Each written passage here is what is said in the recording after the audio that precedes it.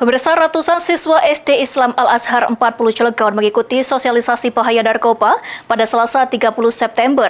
Program yang digelar BNN Kota Cilegon ini menekankan pentingnya pencegahan sejak dini. Kegiatan ini gencar dilaksanakan BNN Kota Cilegon di sekolah-sekolah dalam rangka menciptakan generasi muda yang sehat dan bebas dari narkoba.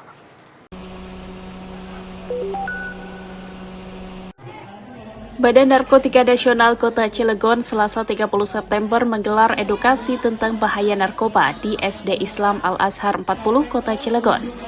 Kegiatan ini diikuti sekitar 150 siswa kelas 5 dan 6 untuk memberikan pemahaman mengenai bahaya narkoba, jenis-jenis narkoba, serta upaya pencegahan.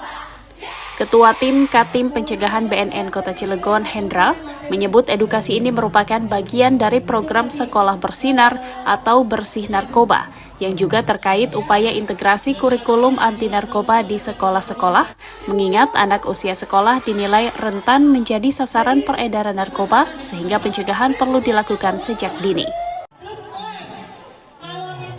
Kita memang menyasar ke sekolah-sekolah, pelajar, remaja gitu ya, karena memang kasus penyalahgunaan narkoba memang banyaknya dimulai dari remaja. Jadi harapannya ketika ada sosialisasi tentang bahaya narkoba ke sekolah-sekolah, ya kita bisa menangkal, mencegah.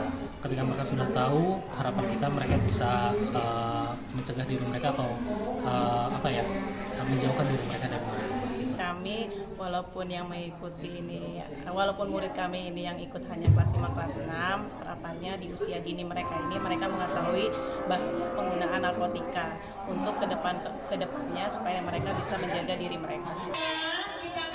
Sepanjang tahun 2025, BNN Kota Cilegon telah melaksanakan edukasi bahaya narkoba di lebih dari 70 sekolah, mulai dari SD, SMP, hingga SMA.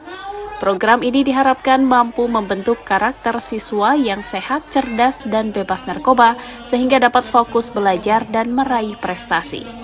Dari Cilegon, Banten, Susmiatun Hayati, Kantor Berita Antara mewartakan.